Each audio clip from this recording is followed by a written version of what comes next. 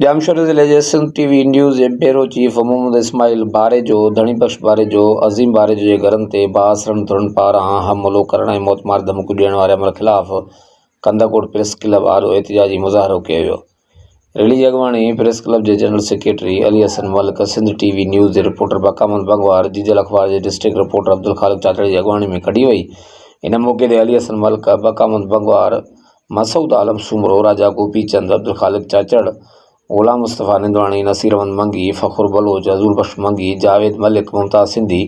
ऐं ॿियनि सख़्त लफ़्ज़नि में मज़म्मत करियूं था। सिंध हुकूमत IG सिंध खां मुतालबो करियूं था त मामले जो नोटिस वठी सहाफ़ियुनि जे घर ते हमलो कंदड़नि खे गिरफ़्तार करे सहाफ़ियुनि खे तहफ़्फ़ुज़ फ़राहम कयो वञे। ॿिए तरफ़ तंगवानी प्रेस क्लब अॻियां सहाफ़ियुनि पारां एहतिजाज कयो वियो, जिते सहाफ़ियुनि साईं बख़्श पाचकाणी, अता रहमान मलिक, हबीबुल्लाह बालकाणी, बारी मलिक, अता हुसैन मलिक,